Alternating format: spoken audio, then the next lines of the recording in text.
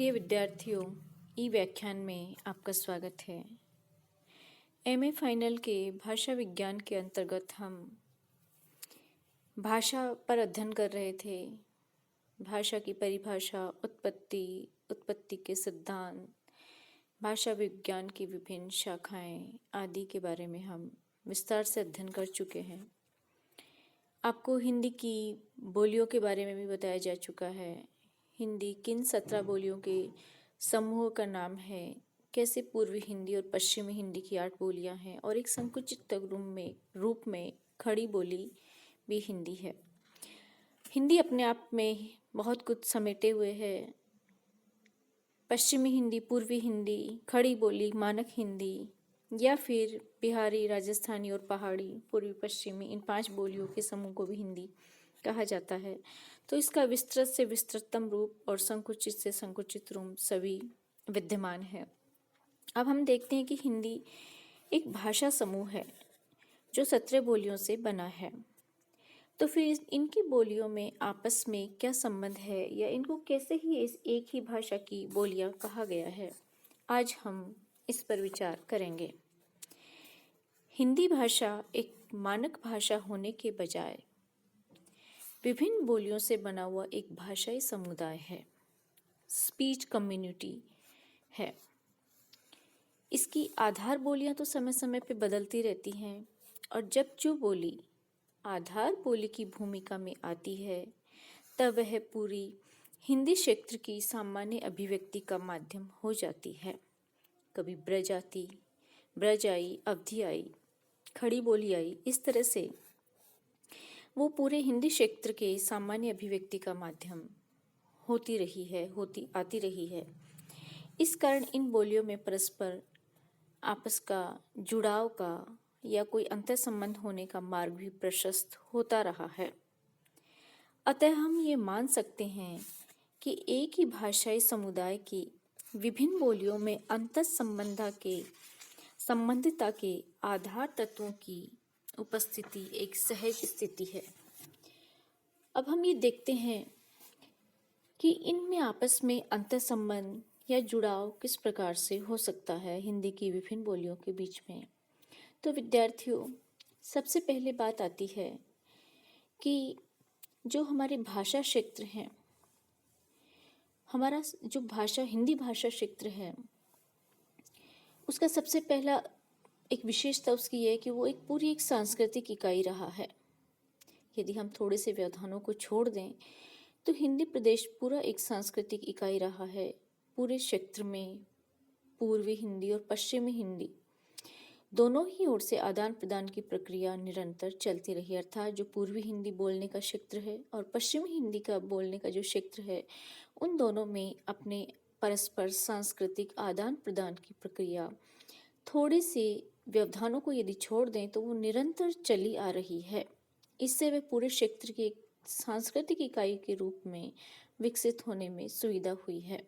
फलतः जो हमारा हिंदी प्रदेश है उसके सांस्कृतिक संदर्भ, रीति रिवाज, मिथक, प्रतीक, आस्था के आयाम, पूजा की पद्धतियाँ, कर्मकांड, जीवन मूल्य, आचार व्यवहार आदि अपने स्थानीय भेदों और रूपांतरों के साथ में प्राय एक हो गए हैं।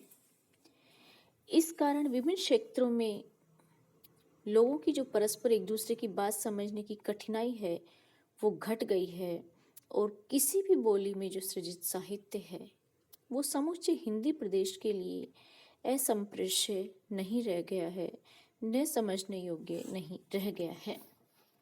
तो प्रथम कारण तो अंतर संबंध का सबसे बड़ा कारण तो बनता है कि एक इकाई का होना, सांस्कृतिक इकाई के रूप में, यूनिट के रूप में कार्य करना। अब दूसरा जो कारण है विद्यार्थियों, वो यह है कि हिंदी की सभी बोलियां स्थानीय रूपों और उस समय में प्रचलित अपभ्रंश के रूपों के अंतर मिश्रण से विकसित हुई है।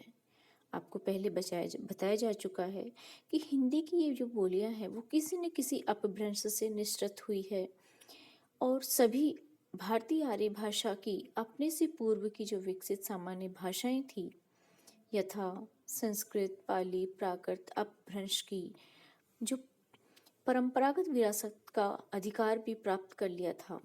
इस कारण अपनी ठेठ स्थानीय विशेषताओं के अतिरिक्त सबकी प्राय एक जैसी स्थितियां हैं, अर्थात इनका जो अपभ्रंशों से विकास हुआ है, अपभ्रंशों के विभिन्न अंतर मिश्रण रूपों से जो ये विकसित हुई हैं आधुनिक हिंदी की बोलियां, वो अपनी मूल जो विशेषताओं में है वो प्राय एक जैसी है सबकी स्थिति। सिर्फ जो स्थानीय ठेठ खाटी स्थानीय विशेषताएं हैं उनके अतिरिक्त ये भी इनमें एक अंतर संबंध बनता है। अगला कारण जो बनता है अंतर संबंध का आधार बनता है वो इस प्रकार से है कि हिंदी बोलियों के जो व्यावहारिक उपभाषा वर्ग हैं उनमें से बिहारी पूर्वी हिंदी के अधिक निकट है, राजस्थानी तथा पहाड़ी पश्चिमी हिंदी के निकट हैं। इस दृष्टि से हिंदी बोलियों के दो बड़े उपभाषा वर्ग बनते हैं।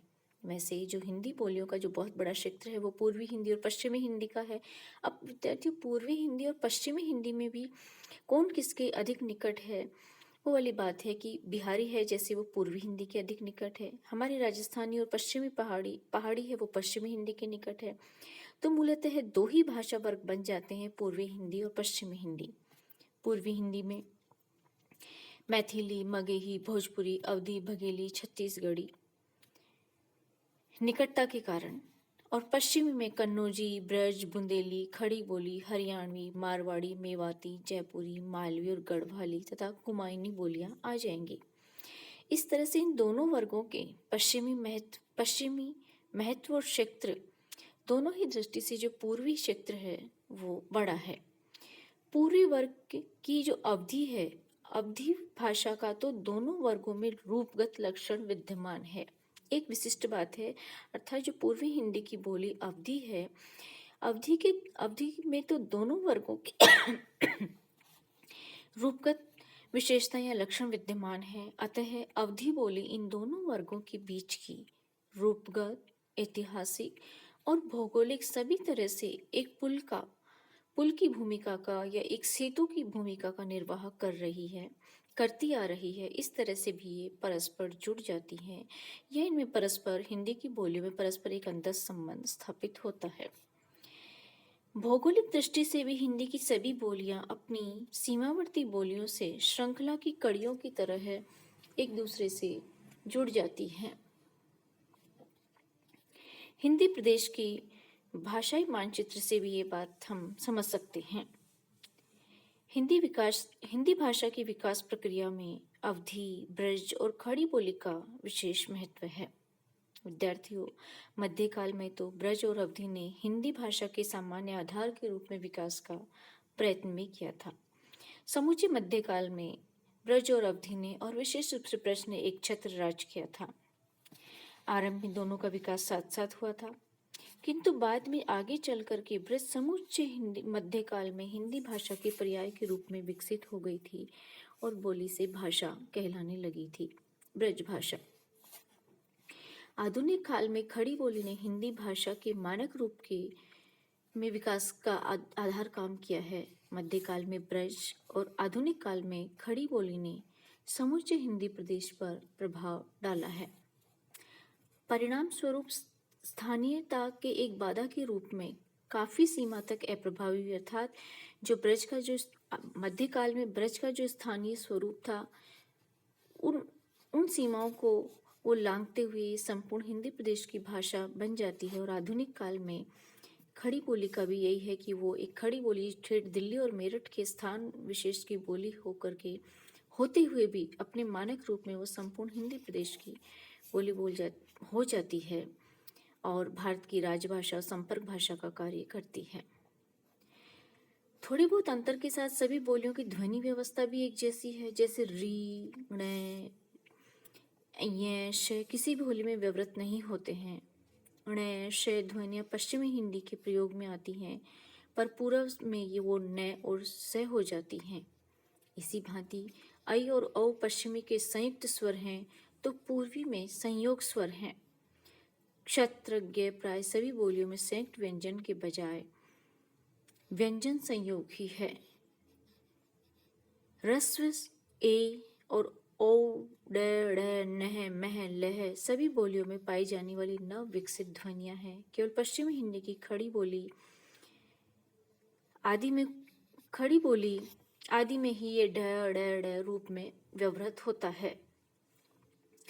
वियोगात्मक प्रवृत्ति विभक्तियों के स्थान पर परसर्गों का विकास, क्रमशः जो विकास हुआ है, कृदंती और संयुक्ति क्रिया रूपों की बहुलता, इन सब के परिणाम स्वरूप वाक्य में कर्ता कर्म क्रिया का निश्चित शब्द क्रम थोड़े बहुत अंतर के साथ सभी बोलियों की विशेषता है। ये भी इनको परस्पर जोड़ने का कार्य करता है।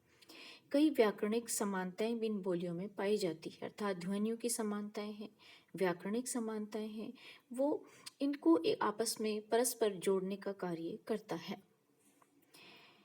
स्थानीय और देशज शब्दों के अंतर को छोड़कर भी सभी बोलियों का शब्द समूह प्राय तत्सम, तद्भव और विदेशी शब्दों से ही मिलकर बना है। अर्थात जो ठेठ क्षेत्र विशेष की बोलियां हैं, उनके स्थानीय यदि शब्दों को हम छोड़ दें तो इनका जो शब्द समूह है या इनका जो है इनका शब्दकोश है वो, या शब्दों का खजाना है, वो लगभग प्राय तत्सम, तद्भव और कुछ विदेशी शब्दों से मिलकर के बना है। सबसे महत्वपूर्ण बात यह है विद्यार्थियों कि सभी बोलियों की देवनागरी ही लिपि है। लिपि अर्थात लिपि की समानता है और वर्णमाला में भी कोई विशेष अंतर नहीं है। शिक्षा, संचार और तकनीकी के क्षेत्र में इधर जो क्रांति हुई है उसने इन बोलियों को और अधिक पास ला दिया है।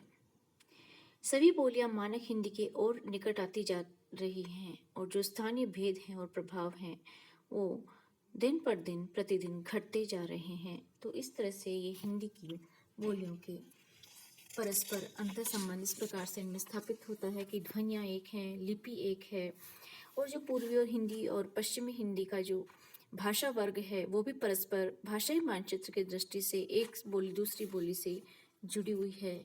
सांस्कृतिक आधार पूरे हिंदी प्रदेश का एक है और सबसे बड़ा जिन अपभ्रंश भाषाओं से ये निःसृत हुई हैं वो भी संस्कृत, प्राकृत, पाली, अपभ्रंश की जो परंपरागत विरासत है वो सभी में विद्यमान है। तो कई सारे कारक तत्व हैं जो हिंदी बोलियों में एक अंतर संबंध बनाए रखते हैं। हिंदी एक 17 बोलियों का विशाल भाषा समूह है, उसके बावजूद भी इनमें अंतर संबंध के ये कारक तत्व बनते हैं। धन्यवाद।